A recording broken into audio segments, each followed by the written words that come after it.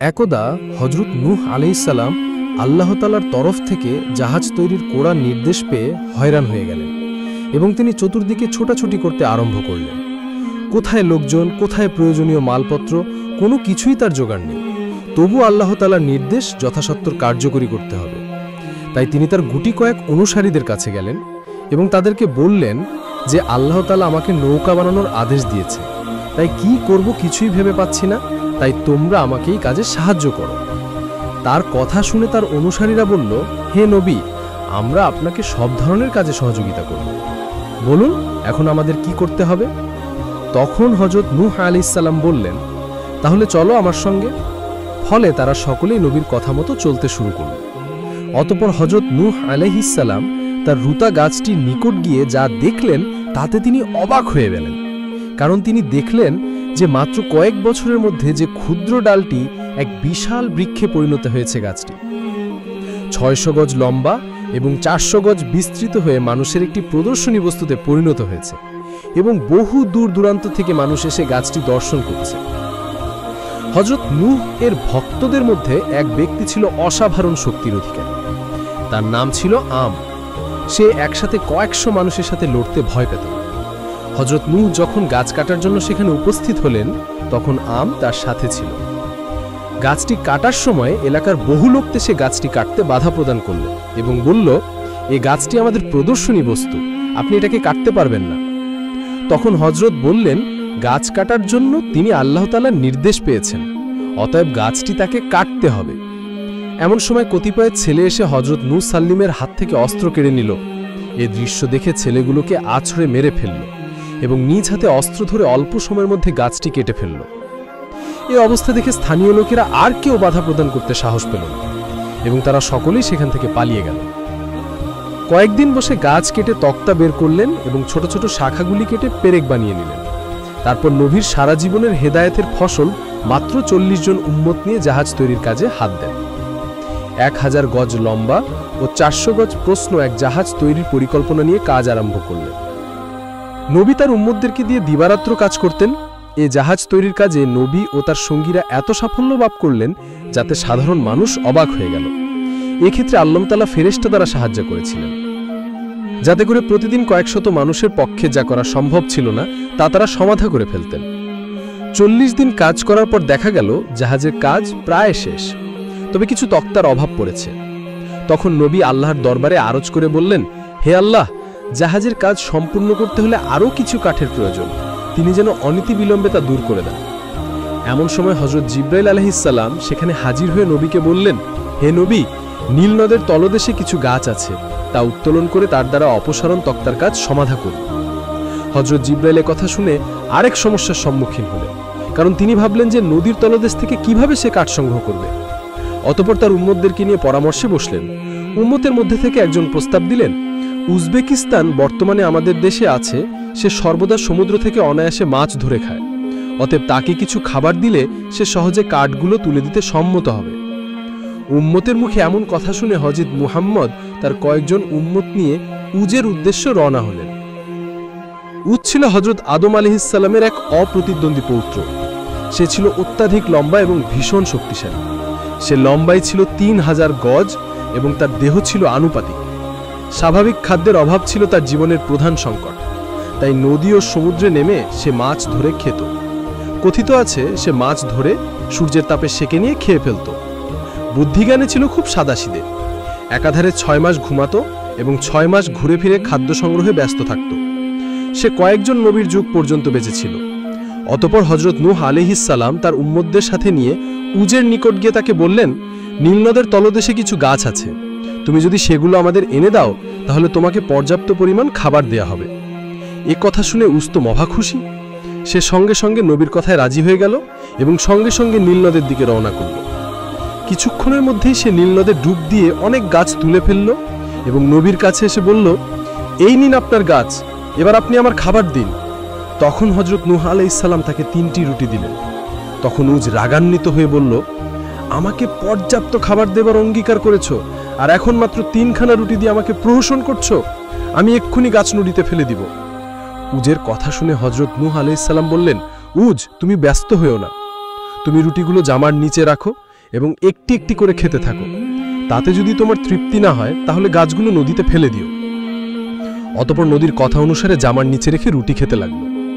তখন সে দেখল একটি রুটির সাইজ অনেক বড় হয়েছে এবং রুটির কোনো শেষ নেই। একাধারে সে 1200 রুটি খেয়ে ফেলল এবং হাসি দিয়ে বলল, হে নবী, তুমি আমাকে অনেক দিন পর পেট ভরে খাওয়ালে, এজন্য তোমাকে অশেষ ধন্যবাদ। আগামীতে আর যদি কোনো কাজে আমাকে প্রয়োজন হয় তবে এভাবে খাবার ব্যবস্থা করো, আমি সনান্দে তোমার কাজ করে দিব। জামা উল্টিয়ে দেখল তার পূর্বের 3খানা রুটি সম্পূর্ণ অক্ষত আছে। সে তখন হযরত সেলিমকে বলল, এই রুটি 3খানা কি আমি নিয়ে যাব? হযরত সেলিম বললেন, হ্যাঁ, এটা তোমার, ওটা নিয়ে যাও। তবে মনে রেখো, এই রুটিতে তোমার অনেক দিন চলবে। ফলে খুশি মনে রুটি নিয়ে সেখান থেকে চলে গেল। অতঃপর হযরত নূহ উজের ওঠানো গাছগুলো তার সঙ্গীদের দ্বারা বহন করে নৌকা বানানোর স্থানে ফিরে এলেন এবং অতি সত্বর তত্ত্বা করে জাহাজের অসমাপ্ত কাজ আরম্ভ করে দিলেন। সপ্তাহখানেকের মধ্যেই তিনি জাহাজের সম্পূর্ণ কাজ সমাধা করে ফেললেন। এদিকে দেশের হাজার হাজার মানুষ জাহাজ নির্মাণের খবর শুনে প্রতিদিন দেখতে আসত এবং বিদ্রুপের হাসি দিয়ে বলতো, হে নবী, মরুভূমির মধ্যে জাহাজ তৈরির কাজটা একটা হাস্যকর ব্যাপার ছাড়া আর কি হতে পারে। এই বলে তারা আবার সেখান থেকে চলে যেত। অতঃপর জাহাজ নির্মাণের কাজ সমাপ্ত করে হযরত নূহ আলাইহিস সালাম আল্লাহ তাআলার পরবর্তী নির্দেশের অপেক্ষা করতে থাকেন। এভাবে কয়েকদিন পার হয়ে গেল। হঠাৎ একদিন দেখা গেল কারা যেন রাতের অন্ধকারে জাহাজের মধ্যে পায়খানা প্রস্রাব করে সর্বনাশ করেছে। হযরত নূহ আর বুঝতে বাকি রইল না এটা কাদের কাজ। তিনি দুর্বল প্রকৃতির সাথে মোকাবেলায় অগ্রসর হওয়া তার পক্ষে সম্ভব নয়, তাই তিনি আল্লাহ তাআলার দরবারে নালিশ করে রাখলেন। ওদিকে বিধর্মীরা আলোচনা করল যে প্রতিদিন তার নৌকায় পায়খানা করে আসবেন, তাই তারা উল্লাস করে জাহাজে পায়খানা করতে আরম্ভ করল। দিন দিন তাদের সংখ্যা বৃদ্ধি পেল। এখন শুধু রাতে নয়, দিনের বেলাতেও দলে দলে মানুষ এসে জাহাজে পায়খানা প্রস্রাব করে যেতে থাকে। একাধারে 15 দিন যাবৎ এভাবে চলার পরে দেখা গেল পায়খানা ও প্রস্রাবে জাহাজ প্রায় ভর্তি হয়ে গেছে। মাঝে মাঝে সে দূর থেকে দৃশ্যদাগ দেখে যান এবং বুক ভাসিয়ে কাঁদতে থাকেন। অতঃপর একদিন অন্ধ ব্যক্তি জাহাজে পায়খানা করার সময় পা ফুসকে জাহাজের মধ্যে পড়ে যায় এবং মলমূত্রের মধ্যে একেবারে ডুবে যায়। তারপর সে কোনো রকমের সাঁতরে উপরে ওঠে, দেখে তার চোখের অন্ধত্ব দূর হয়ে গেছে, তার চেহারা ও সৌন্দর্য পুরো বদলে গেছে। এমন ঘটনা দেখে সে দ্রুত সেখান থেকে পালিয়ে তার গোত্রের কাছে হাজির হয়। কিন্তু গোত্রের মানুষেরা প্রথমে তাকে বিশ্বাস করতে পারেনি। তখন তারা বলল, আপনি কে এবং কোথা থেকে এসেছেন? আসসালামু আলাইকুম বন্ধুরা, আল্লাহর অশেষ রহমতে আশা করি আপনারা সকলেই ভালো আছেন। আর আপনারা দেখছেন ইসলামিক স্টুডিও। একদা এক জনসভায় হযরত মুসা আলাইহিস সালাম ভাষণ দিচ্ছিলেন। তিনি তার ভাষণে ইসলামের বিধিবিধান ও তাওরাত কিতাবের মর্ম বর্ণনা করেছিলেন। বিশেষ করে তার জীবনে অসংখ্য মুজিজা দর্শন লাভ করার পরেও মানুষ আল্লাহ তাআলার প্রতি ঈমান আনতে তৎপর হল না বলে তিনি খুবই দুঃখ প্রকাশ করলেন। ভবিষ্যতে এ জাতির অদৃষ্টে অনেক দুঃখ কষ্ট আছে বলে জাতিকে সতর্ক করে দিলেন। তখন জনসভার মাঝ থেকে একজন লোক বাড়িয়ে বললেন, হে আল্লাহর নবী, আপনার জীবনে যতগুলো অলৌকিক ঘটনার সমাবেশ ঘটেছে এবং আপনার সাথে আল্লাহ তাআলা সরাসরি কথোপকথন করছেন, তার নজির আর কোনো নবীর জীবনে দেখা যায় না।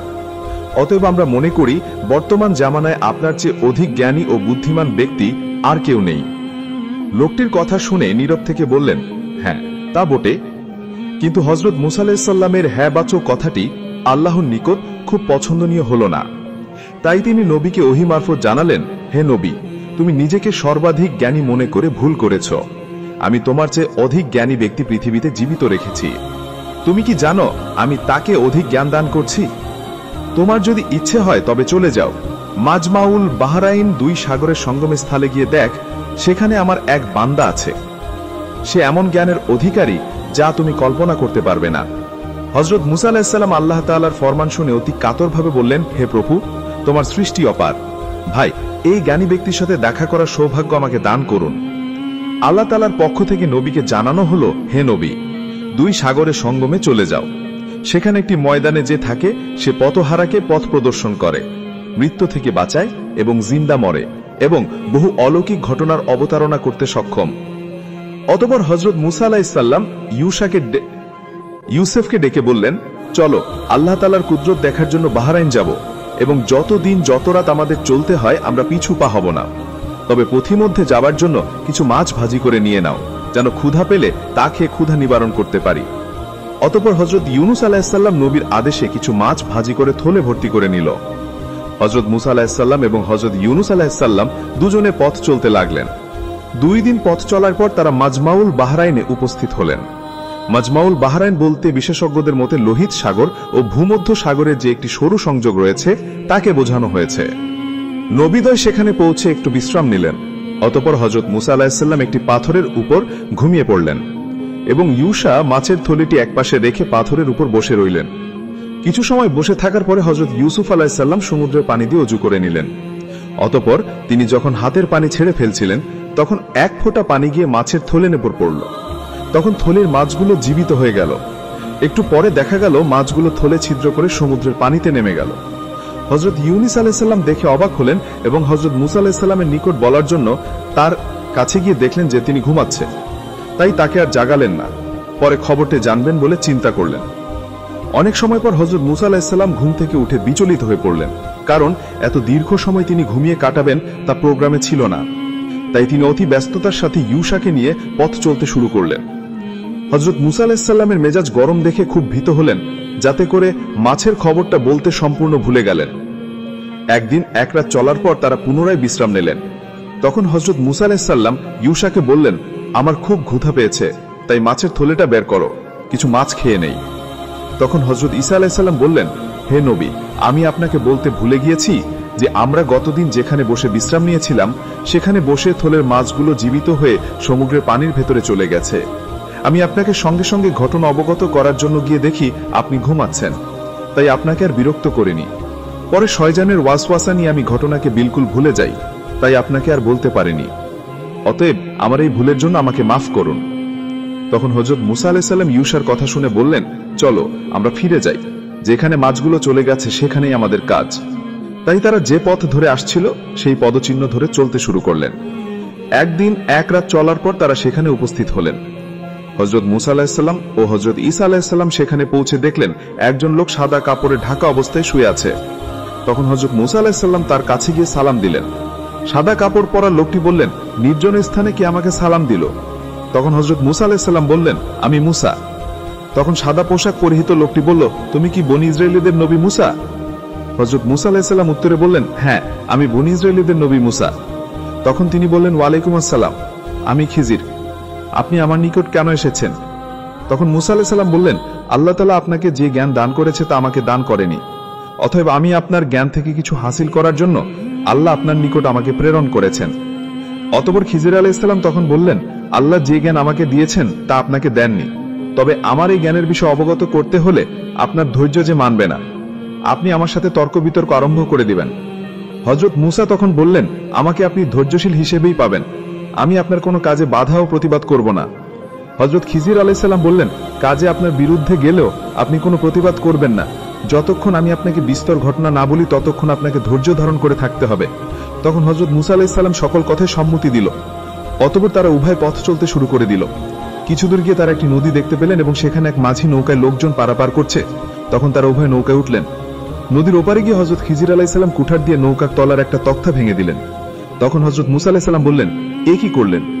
এক দরিদ্র ব্যক্তি মানুষকে নদী পারাপার করে 2 পয়সা রুজি রোজগার করে জীবন যাপন করছে, আর আপনি তার নৌকা ভেঙে দিলেন? তাহলে লোকটি কি করে খাবে?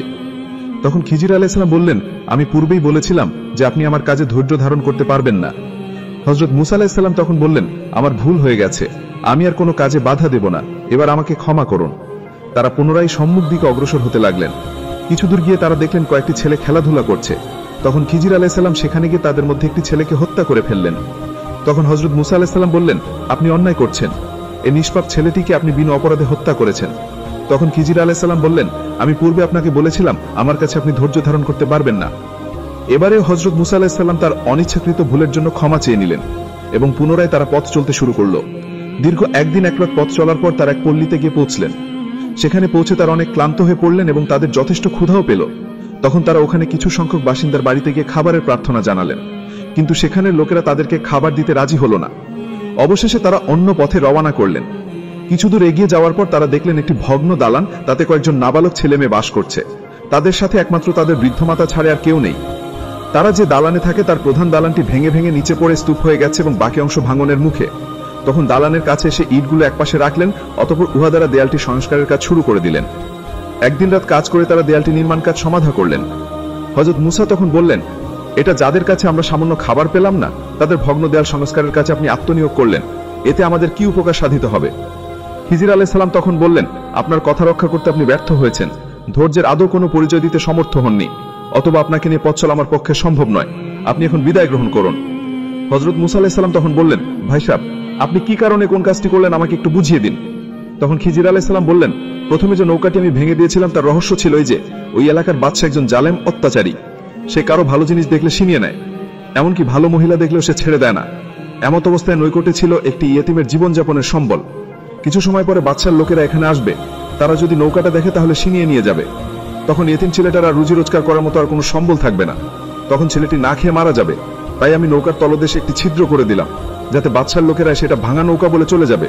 ইয়েতিম ছেলেটি অল্প মেরামত করে পুনরায় চালিয়ে রুজি রোজগার করে খেতে পারবে। দ্বিতীয় ঘটনাটি হলো যে ছেলেটাকে আমি হত্যা করেছি সে একটি ভালো লোকের সন্তান, কিন্তু ছেলেটি বড় হয়ে দুর্ধর্ষ ডাকাত হবে, তার পিতামাতাকে শাস্তি দেবে, অন্যের মাল হরণ করবে, মেয়েদের ধর্ষণ করবে ইত্যাদি নানা রকম গর্হিত কাজে লিপ্ত হবে।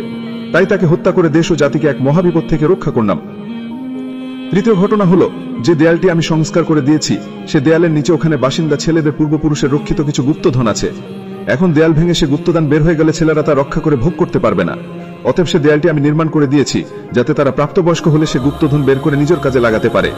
কথা শেষ করে যখন খিজির আলাইহিস সালাম বিদায় নিতে চাইলেন, তখন তারা বললেন, ভাই, আপনি জনসভায় বলেছিলেন যে আমার চেয়ে অধিক জ্ঞানী এবং বুদ্ধিমান ব্যক্তি আর কেউ নেই। এবার আপনি বিচার বিবেচনা করে দেখুন, এ তো আমাদের সমস্ত বুদ্ধির বাইরে ঘটনা, অতএব আপনি আমাদেরকে একটু তো ধৈর্য আর ধরে নিন। হযরত খিজির আলাইহিস সালাম তখন নবীদের হাত ধরে বললেন, এ ছিল আমাদের প্রভুর আদেশ ও প্রেরিত বিবেচনা, আমি আমার মনের ইচ্ছা করে কোনো কাজ করিনি, এখন আপনারা ফিরে যাওয়ার জন্য প্রস্তুত। এভাবে খিজির ও নবীদের চলে যাবার মুখকে সেদিন উপস্থিত জনসভায় একটু স্পষ্ট প্রকাশ করে বলল যে ঠিক কেনই হলো, কারণ তাকে ঠিকমতো বলে দেওয়া হয়নি যে সে জ্ঞানী ব্যক্তির কাছ থেকে কেন জ্ঞান শিক্ষার জন্য যাবে। কারণ তাকে বলে দেওয়া হয়েছিল যে যে ব্যক্তি জ্ঞান দেবেন তার কাছে যেরকম জ্ঞান আছে মুসা আলাইহিস সালামের তেমন কোনো জ্ঞান নেই, তাই তাকে জ্ঞান শিক্ষার জন্য অন্যকে জ্ঞানী ব্যক্তির কাছে প্রেরণ করা হয়েছে।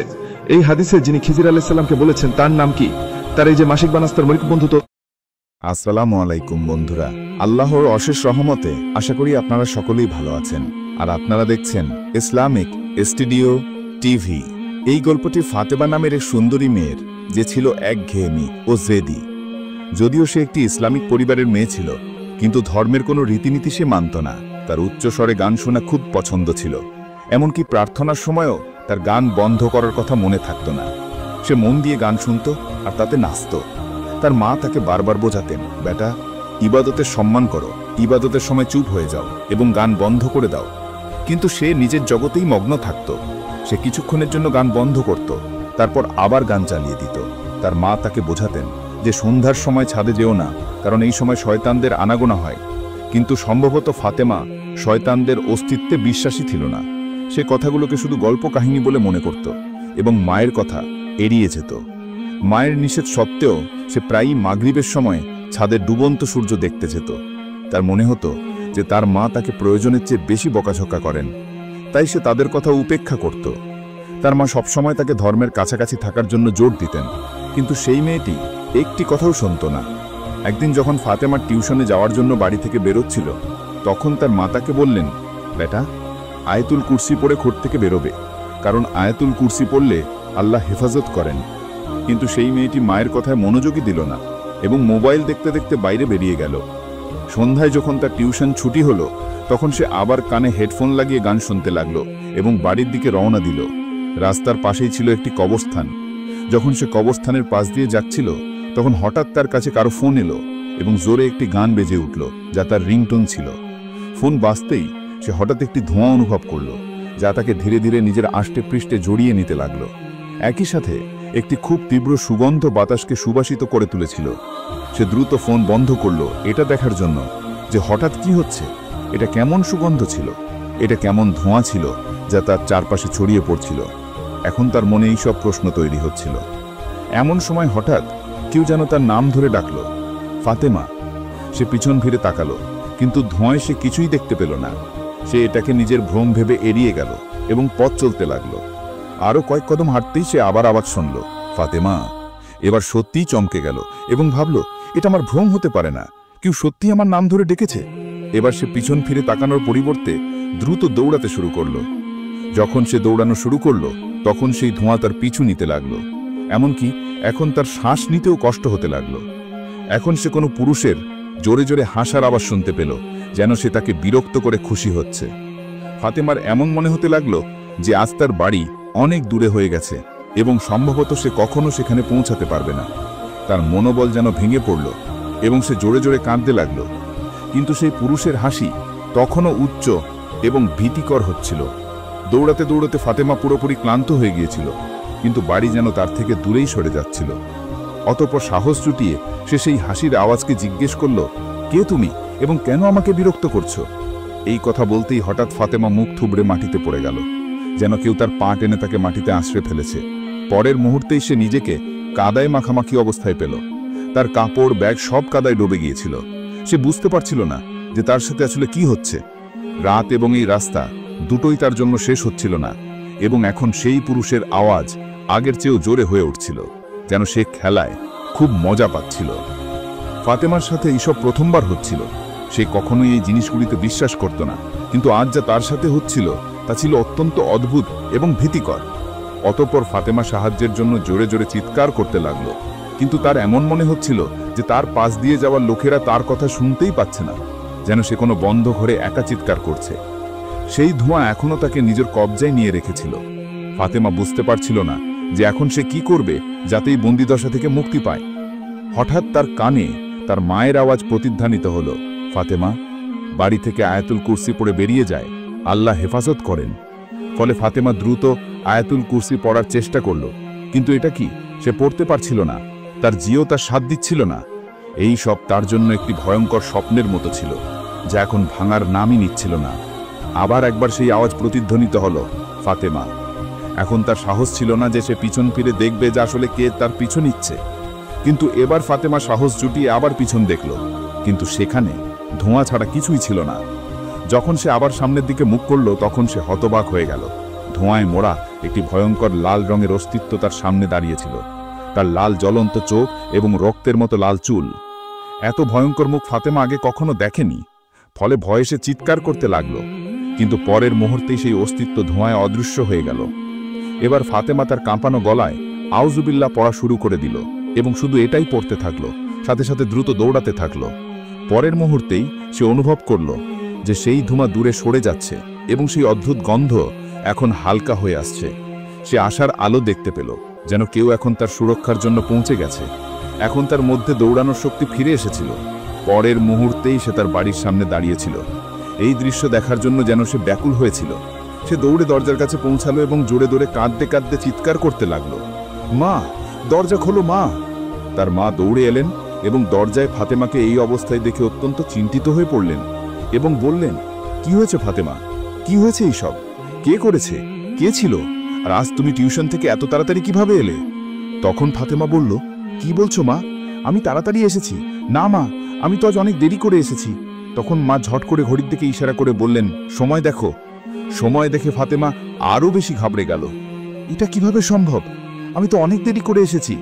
সে বুঝতে পারছিল না যে এটা কিভাবে সম্ভব। সে তো রাস্তায় একটি ভয়ঙ্কর ঘটনার শিকার হয়েছিল, তবুও মায়ের জন্য যেন সময় পেরিয়ে যায়নি। তার মা বারবার জিজ্ঞেস করায় ফাতেমা মিথ্যা করে বলল, রাস্তায় কিছু কুকুর আমার পিছনে পড়েছিল। আমি তাদের থেকে বাঁচতে দৌড়েছিলাম এবং কাদায় পড়ে গিয়েছিলাম। তার মনে হলো যে সে যদি সত্যি বলে তাহলে মা অকারণে চিন্তিত হয়ে পড়বেন। তাই সে ভাবল যে এইসব শুধু একটি আকস্মিক ঘটনা, যা এখন পেরিয়ে গেছে। এখন সে নিরাপদে আছে। কিন্তু তার অবস্থা ঠিক এমনই ছিল যেন সে কোনো যুদ্ধ লড়ে এসেছে। সে খুব ক্লান্ত হয়ে গিয়েছিল এবং একটু বিশ্রাম নিতে চাইছিল। কিন্তু আসল ভয়ঙ্কর রাত এখনো বাকি ছিল। যখন ফাতেমার চোখ লাগলো, তখন সেই সব কিছু তার স্বপ্নে আবার দেখতে লাগলো, যেন সে এখনো সেই কষ্ট থেকে পেরোচ্ছে। হঠাৎ তার চোখ খুলল, কিন্তু এটা কি? সে নিজেকে মেঝেতে পড়ে থাকতে দেখল, যেন কেউ তাকে বিছানা থেকে তুলে মেঝেতে আছড়ে ফেলেছে। সে জোরে চিৎকার করে উঠল এবং কাঁদতে লাগলো। আর তখনই সেই ভয়ঙ্কর পুরুষের হাসি তার কানে বাজতে লাগলো আগের চেয়েও বেশি জোরে। তার মা ঘাবড়ে গিয়ে দৌড়ে ঘরে এলেন। তিনি দেখলেন ফাতেমা মেঝেতে পড়েছিল এবং ব্যথায় কাতরাচ্ছিল। এমন দৃশ্য দেখে মা ঘাবড়ে গিয়ে জিজ্ঞেস করলেন, ফাতেমা, তুই মেঝেতে কিভাবে এলে? ফাতেমা মায়ের কথা শুনে বলল, মা, একে বলুন যে চুপ হয়ে যাক, আমার মাথায় হাঁটুতে ব্যথা হচ্ছে। ফাতেমার কথা শুনে তার মা অবাক হয়ে বললেন, কে হাসছে? তুমি কি বলছো? ফাতেমা কাপা গলায় বলল, মা, আপনি কি মায়ের হাঁচি শুনতে পাচ্ছেন না? এখন তার বিশ্বাস হয়ে গিয়েছিল যে সে কোনো বড় বিপদে পড়ে গেছে। যা কিছু তার সাথে হচ্ছিল তা অন্য কেউ দেখতে পাচ্ছিল না। অতঃপর তার মা ফাতেমাকে সামলাতে সামলাতে বললেন, যাও, ওয়াশরুমে গিয়ে ফ্রেশ হয়ে নাও। তুমি নিশ্চয়ই কোনো খারাপ স্বপ্ন দেখেছ। তোমার বাবা এসে যাবেন, তারপর সবাই মিলে রাতের খাবার খাবো। মায়ের কথা শুনে ফাতেমা উঠল এবং ওয়াশরুমে চলে গেল। এই সময় দরজায় কড়া নাড়ল এবং ফাতেমার বাবা বাড়ি এলেন। ফাতেমার মা খাবার দিলেন এবং মা বাবা দুজনে মিলে ফাতেমার জন্য অপেক্ষা করতে লাগলেন। অনেকক্ষণ অপেক্ষা করার পর ফাতেমার মা ওয়াশরুমের দরজায় কড়া নাড়লেন এবং বাইরে থেকে আওয়াজ দিলেন, ফাতেমা, আর কতক্ষণ? তোমার বাবার খিদে পেয়েছে, তাড়াতাড়ি বাইরে এসো। কিন্তু ফাতেমা কোনো নড়াচড়া করল না, কোনো উত্তরও দিল না এবং সে বাইরেও এলো না। মা এবারে অস্থির হয়ে পড়লেন। তিনি সঙ্গে সঙ্গে গিয়ে তার বাবাকে ডাকলেন এবং বললেন, ফাতেমা আজ খুব অদ্ভুত আচরণ করছে। সে কিছু বলছেও না এবং অনেকক্ষণ ধরে ওয়াশরুমে বন্ধ আছে। হঠাৎ ওয়াশরুমের দরজা জোরে খুলল এবং ফাতেমা ঘাবড়ে গিয়ে বাইরে দৌড়ে এলো। তখন তার মা ঘাবড়ে গিয়ে জিজ্ঞেস করলেন, কি হয়েছে? তুমি আজ কি করছো? এসব কি? এইবার ফাতেমা মিথ্যা বলতে পারল না। সে সমস্ত ঘটনা বর্ণনা করল এবং বলল, মা, যখন আমি ওয়াশরুমে গেলাম তখন দরজা নিজে নিজেই বন্ধ হয়ে গেল এবং পুরো ওয়াশরুম ধোঁয়ায় ভরে গেল। তারপর কারোর জোরে জোরে হাসার শব্দ আসতে লাগলো। আমি অনেক চিৎকার করেছিলাম, কিন্তু আপনারা আমাকে সাহায্য করেননি। মেয়ের কথা শুনে তার মা এবং বাবা দুজনেই অবাক হয়ে গেলেন। তারা বলল, বাইরে তো কোনো আওয়াজই আসেনি, আমরা তো এখানেই ছিলাম। এরপর ফাতেমা রাস্তায় তার সাথে যা কিছু ঘটেছিল তা পরিষ্কারভাবে বলে দিল। মেয়ের মুখে এমন কথা শুনে তার মা সব বুঝতে পারলেন যে এই মেয়েটির পেছনে কোনো কালো ছায়া পড়েছে। পরের দিন সকালে যখন ফাতেমা স্কুলে যাবার জন্য উঠল, তখন তার মাথা খুব ভারী লাগছিল এবং তার শরীর প্রচণ্ডভাবে ব্যথা করছিল, যেন কেউ তাকে খারাপভাবে পিটিয়েছে। সে সাহস জুগিয়ে স্কুলে যাওয়ার ইচ্ছা করল, কিন্তু যখন সে মুখ ধুয়ে এলো এবং চুল বাঁধার জন্য আয়নার সামনে দাঁড়ালো, তখন ভয়ে সে চিৎকার করতে লাগলো। সে যখন আয়নায় নিজেকে এমন ভয়ঙ্কর অবস্থায় দেখল, তখন তার হুঁশ উড়ে গেল। তার চুল অদ্ভুতভাবে এলোমেলো ছিল এবং তার চেহারা একদম কোনো ডাইনির মতো লাগছিল। কিছুক্ষণ সে স্তম্ভিত হয়ে দাঁড়িয়ে রইল। তারপর যখন হুঁশ ফিরল তখন জোরে জোরে কাঁদতে লাগল। তার চিৎকার শুনে পুরো বাড়ির লোকজন তার ঘরে জড়ো হয়ে গেল। ফাতেমাকে এতটাই ভয়ঙ্কর দেখাচ্ছিল যে সবাই এই দৃশ্য দেখে হতবাক হয়ে গেল। সে তার মাকে জড়িয়ে ধরল এবং বলতে লাগলো, দেখো মা, আমার কি হয়েছে? এখন আমি কোথাও যেতেও পারছি না। আমি কি সারা জীবন এমনই থাকবো? আমি কি কখনো বাইরে যেতে পারবো না? মা, আমার সাথে এমন কেন হচ্ছে? আমি কি কোনো পাপ করেছি? মা, কিছু তো বলো। কিন্তু তার মা কিছুই বুঝতে পারছিল না। তিনি একদম চুপ ছিলেন। তার চোখ পাথরের মতো স্থির হয়ে গিয়েছিল। তার কাছে ফাতেমাকে সান্ত্বনা দেবার মতো শব্দই ছিল না। পুরো বাড়িতে নীরবতা ছেয়ে গিয়েছিল। শুধু ফাতেমার চিৎকার আর আহাজারি প্রতিধ্বনিত হচ্ছিল। মা তার এই অবস্থা দেখতে পারছিলেন না। তিনি মনে মনে স্থির করলেন যে তিনি তার মেয়েকে এই জীবনের কালো ছায়া থেকে বাঁচিয়েই ছাড়বেন। এর জন্য যদি তাকে নিজের জীবনও দিতে হয় তাতেই তিনি রাজি। হঠাৎ তার মায়ের পাশের মসজিদের ইমাম সাহেবের কথা মনে পড়ল, যিনি আগেও একজন মহিলা সাহায্য করেছিলেন যখন তিনি কোনো জিনের কবলে পড়েছিলেন। অতঃপর পরের দিন সকালে ফাতেমার মা বড় মসজিদের ইমাম সাহেবকে তাদের বাড়িতে খাবারের জন্য ডেকে পাঠালেন। ইমাম সাহেব অনেক জ্ঞানী ছিলেন এবং মানুষ প্রায়ই তাদের আধ্যাত্মিক সমস্যার সমাধান খুঁজতে তার কাছে আসত। ইমাম সাহেবের সাথে লোকদের বেশ ভালো সম্পর্ক ছিল এবং তিনি তাদের দুঃসম্পর্কের আত্মীয় ছিলেন।